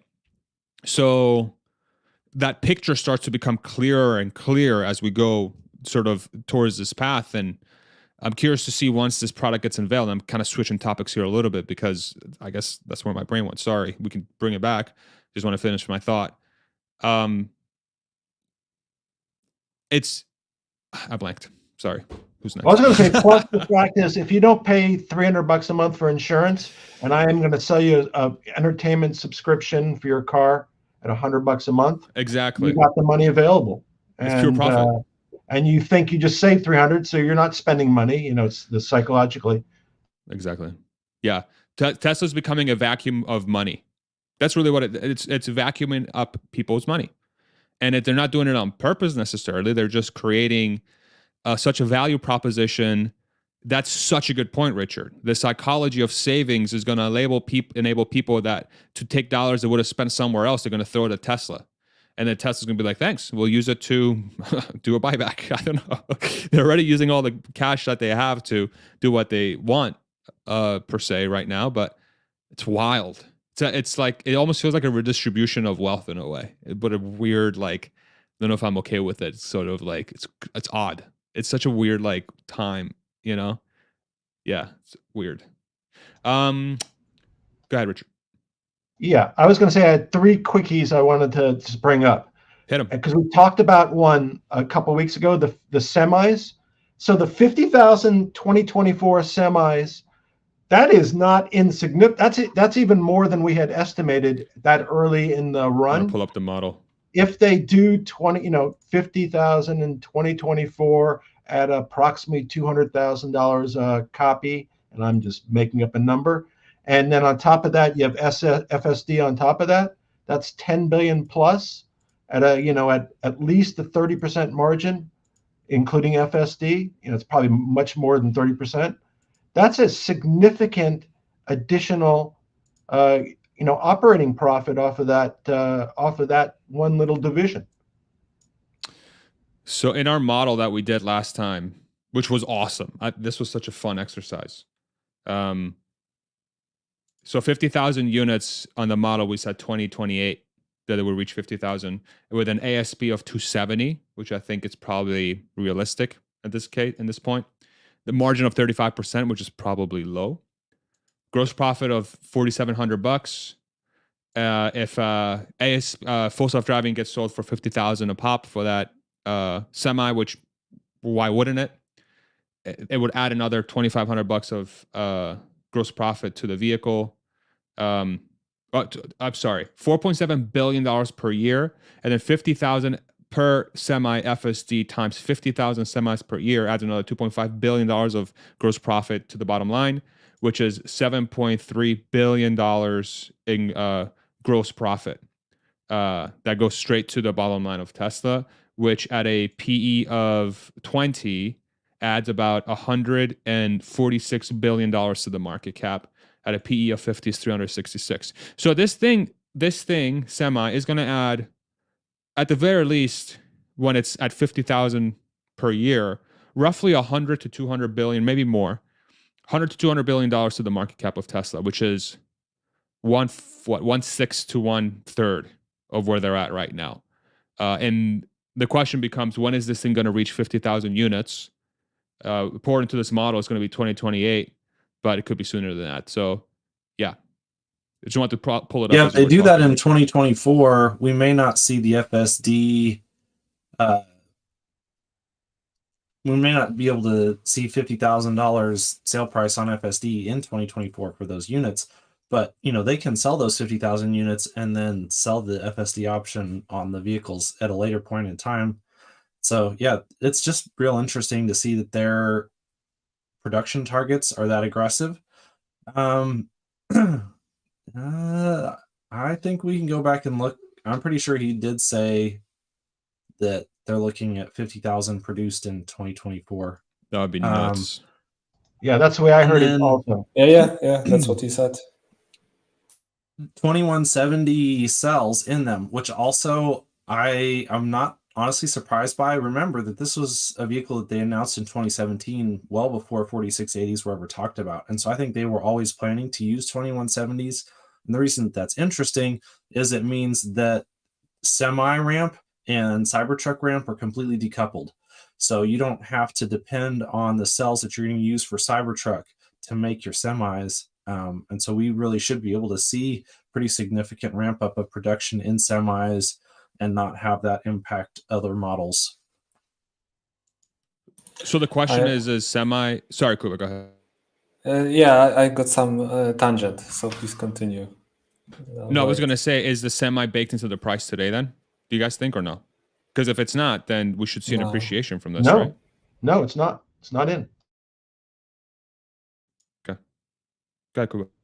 So the tangent is that I think that semis are going to be popular among people like modders, etc., and people who just want to harvest the battery, because just notice that you pay less than twice the price of the Model S and you get 10 times the battery. So you're paying basic. If you just pay, you want to just buy the semi and use the battery for something else, for stationary storage or for resto modes, etc., you're just paying $200 per kilowatt hour, basically, which is a good price for the end consumer. How much does the mega pack cost? The megapack is also 1 megawatt hour, right? But I think it's somewhere near $1 million.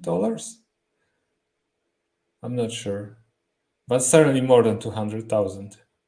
So that's interesting if that's going to happen, because it seems like a good ratio of price to battery capacity. Wow. Yeah, that's a great observation. And I was going to say the analysts cannot account for that until they deliver the first one. And then they could speculate about how many they're going to deliver next year, because now there's at least one delivered. And it might be that the chart that we did might be the chart that they actually use, because that's like a quarter of what was predicted. So maybe that's kind of accurate for them. For real. Are we turning into Wall Street? Is that what's happening here? Wow. That's such an interesting point, Kuba. So like what are some, so stationary storage was one. Like I'm curious if now there's going to be this brand new industry that's going to pop up around semi, where traditionally we would think of this thing as just as a hauler of containers, but like because it has such utility from a storage perspective, that a bunch of other industries will pop up around this energy pack on wheels, right? That's really what it is at that point. One gigawatt hour of energy being carried around this thing on wheels. It's a mega pack on wheels. 1 megawatt. Yeah, it will be great. 1 megawatt. What did I say? Gigawatt? Yeah. That's not what I meant to say. My bad. That would be fucking crazy. Maybe soon. Maybe we'll get there one day. Interesting. I also wanted to raise something, if we've passed that, about the Cybertruck and its production. So I've been thinking about it. Why is taking Austin and Berlin so long to ramp up? At least that's my impression. It's slower than I would have anticipated, and it's always in comparison to Shanghai, which was probably in comparison to Fremont. And I think Shanghai improved on Fremont, but then Austin and Berlin went to the to the new castings, which I'm sure eventually would probably save them a shitload of time. But maybe at first it's not easy. And maybe it's like starting up. Maybe that China is not an example now for starting a new factory, because we're using new processes. And maybe that's why it's taking so long, the new castings. But eventually that'll be great, but not now. And I was thinking about the status of the Cybertruck. It went to tooling. It went from pre-production, I think, to tooling. And everybody got excited. And I heard the call and I heard the discussion, but I didn't hear any discussion that said that in 2023, there would be material production of Cybertruck.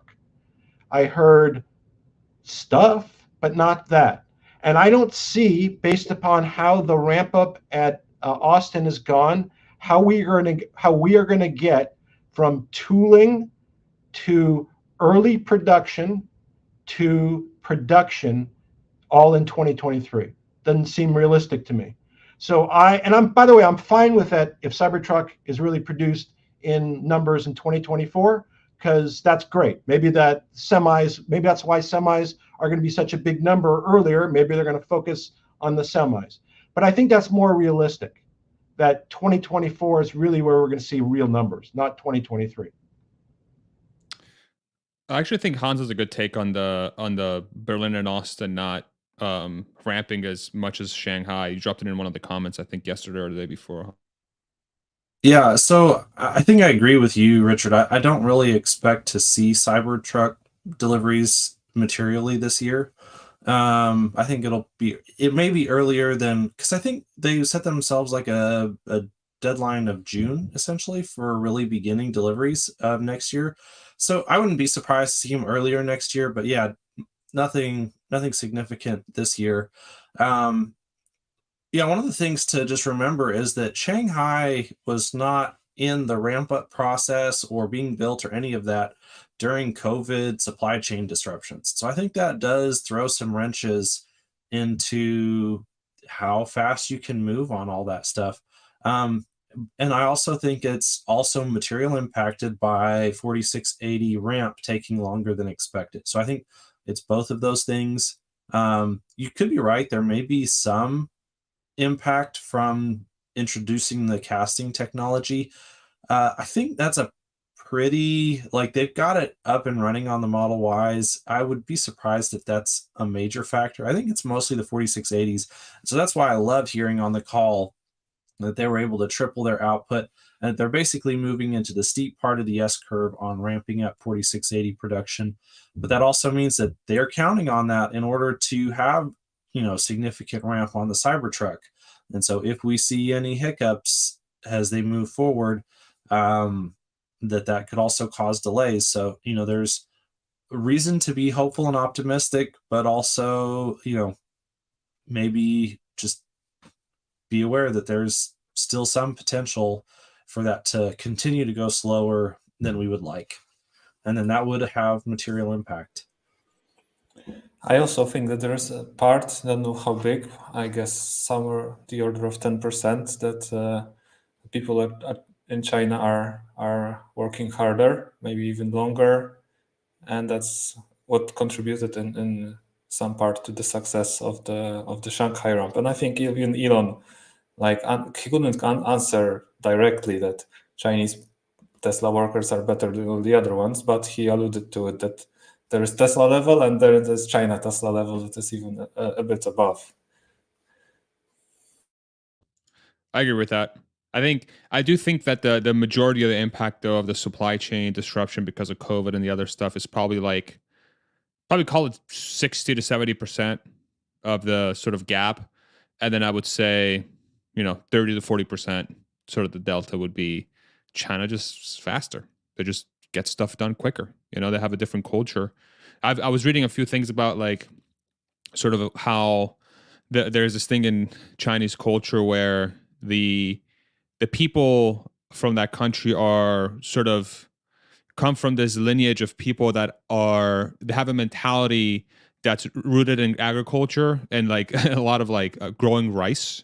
And I hopefully this doesn't come across as some crazy thing, but this is from the sort of learnings I had. But that part of the world is one of the biggest exporters and producers of rice, and rice is one of the hardest crops to manage because you have to constantly pay attention to it. You have to constantly work on that crop, and that requires a sort of work ethic that is unparalleled versus any other crop, really. And it's not a secret that that country was mainly agricultural until recently, until they went through a giant industrial revolution. But that mentality still remains of you got to get up and work, you got to get up and work, you got to get up and work, and that has translated into the manufacturing, which is why they have such a big gap. And I found that to be really, really interesting, and I think holds true in a lot of respects. So, but it's also cool to see how Berlin and Austin. Berlin seems to be a little bit ahead of Austin. I would have thought Austin was going to be ahead of Berlin because of how sort of, I guess there was more bureaucracy in Berlin. There's more laws around labor. There's a lot more controls. But Berlin seems to be kicking ass in comparison to Austin specifically. So that's been cool to see.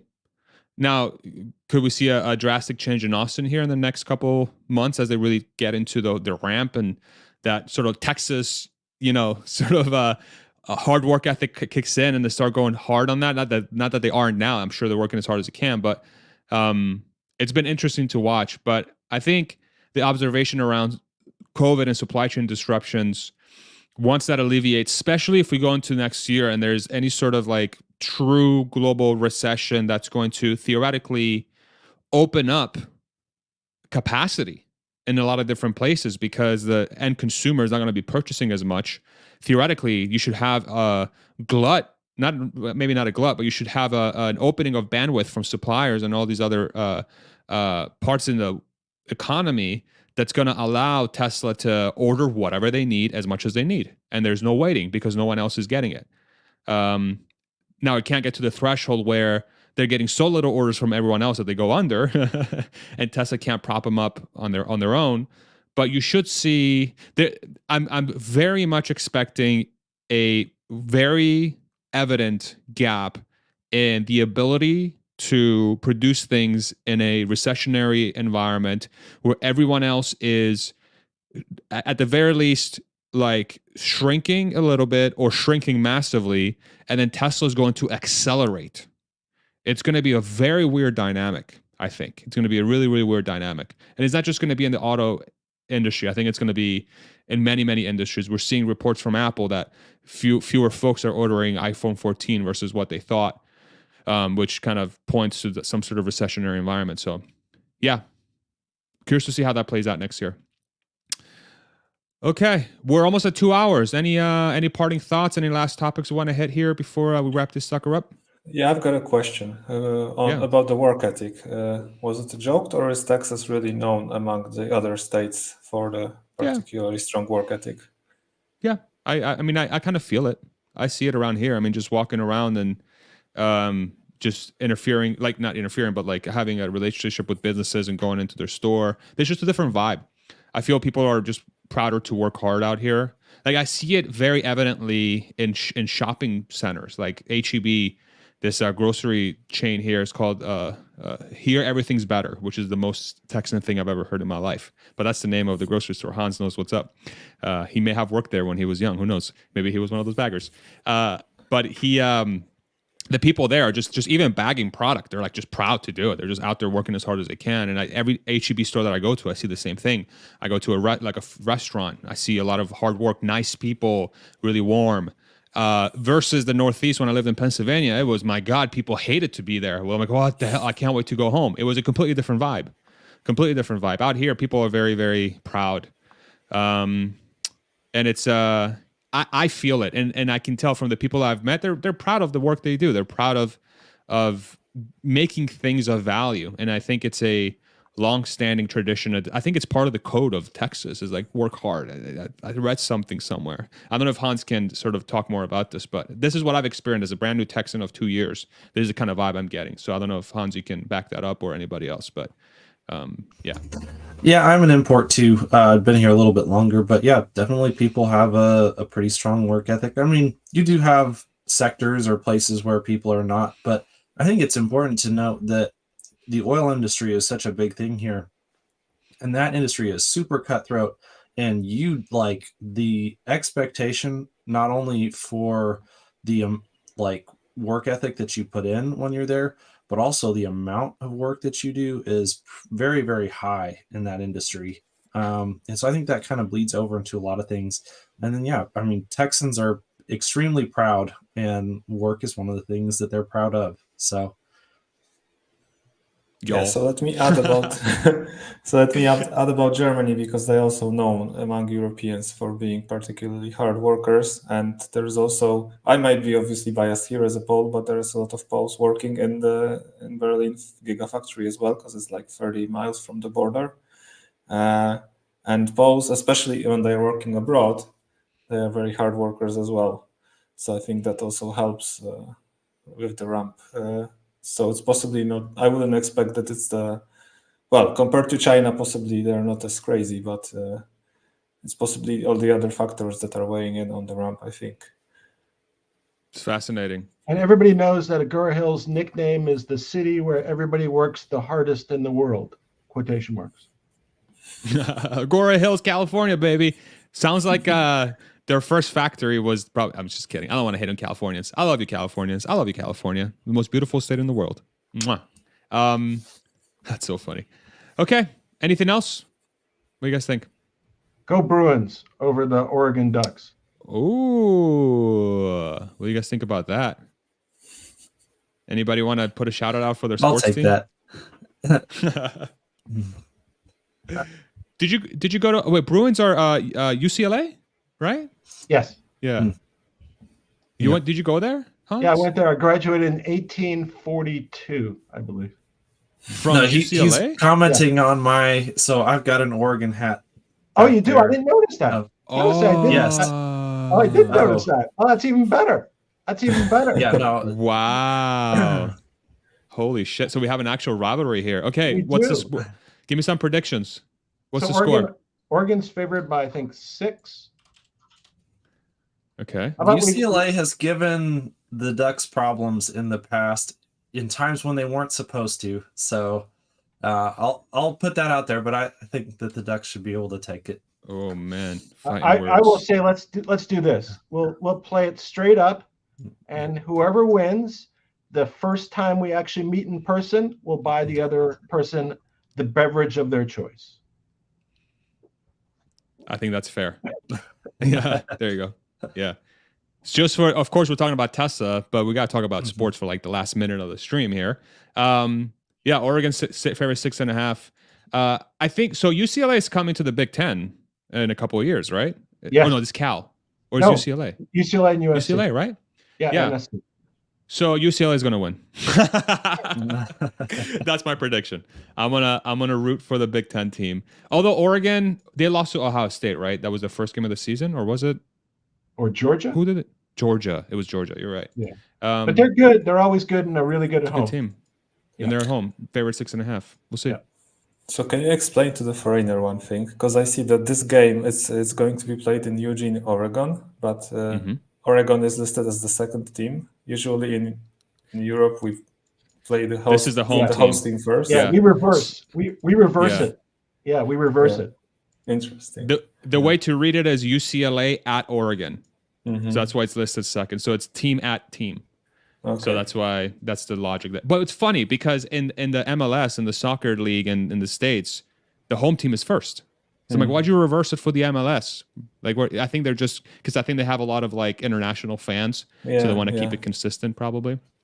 Yeah, it would be hella confusing to all the football fans around the world. Yes. I- And the I crazy think thing to keep. This Go ahead. soccer, football. I think Elon should buy a team.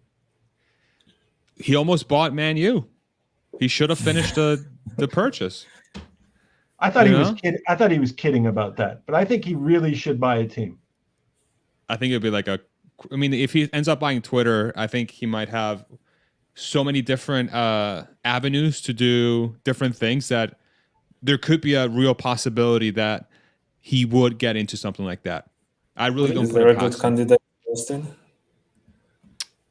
What in Austin to be? Well, they have a soccer team they just opened up, which does I think is first in their division. There's playoffs right now, but Yeah. last year that was their first year, but this year they're doing really well. I think the in thing to do now is to buy a pickleball team. So maybe he can Yeah. buy a pickleball team. Fastest growing sport in America, apparently, or in the world. Something like Apparently, that. apparently. Apparently, it's a weird tennis. I'll just won't play pickleball out of principle because it's so weird. But I'm rooting for Penn State. Penn State's playing at home. They had a big loss last week, but I'm hoping they win. They're favored by 4.5. It's the whiteout game. Kuba, I don't know if you're familiar with college football at all, but let me show you. I know look, that we're it live right now. exists. Oh, you know that it exists. Let me just show you what this looks like. So they have this thing called the whiteout, which is like thing where the entire stadium turns white, and so this is what the stadium looks like. It's 110,000 people in there, and it's an amateur sport, so the players don't even get paid, or they're going to start getting paid this year. I Yeah, think. they only get paid a little bit. Yeah. But this is a sort of like environment. It's just a freaking amateur sport. And you have all these fanatics in there, but it's a good time. If you're ever in the States, Kuba, let me know, because the one thing I always tell people that come here internationally is like, go watch a college football game, because like it's just a different vibe. It's a completely different Seems vibe. like a It's- must. Yeah. But you also can go. I went last night. I went to LAFC versus LA Galaxy, and that feels like a very European environment. That's awesome. That's awesome. Yeah. All right. Should we end it? We should Yep. end it. Let's do it. All right, everybody. Thank you so much. We are Penn State. Go Bruins. Screw the Ducks. I'm just kidding. And Kuba, who's your team? Who do you follow? Do we want to give a plug for any sporting teams? Widzew Łódź, that's my hometown of Okay. soccer, of course. Are they playing right now, or is it off season? I don't follow it that closely, to be honest, lately. But yeah, fair weather fan. when I Okay, was got it. young in the 90s, they were rocking it, and they were playing in the Champions League even. Nice. So really cool. Well, I hope they get back in there. Maybe next season. Who knows? We'll see. We'll make it happen. Fingers crossed. Yeah. Put some good juju. All right, everybody. Thank you so much for following. Thank you for supporting the channel. Thank you so much for sticking with us. Have a great weekend. Enjoy your weekend, and we'll see you again next Monday, where Elon could finally buy Twitter and maybe sell some shares. We'll see what happens. All right, everybody. Thanks, y'all. And broadcast.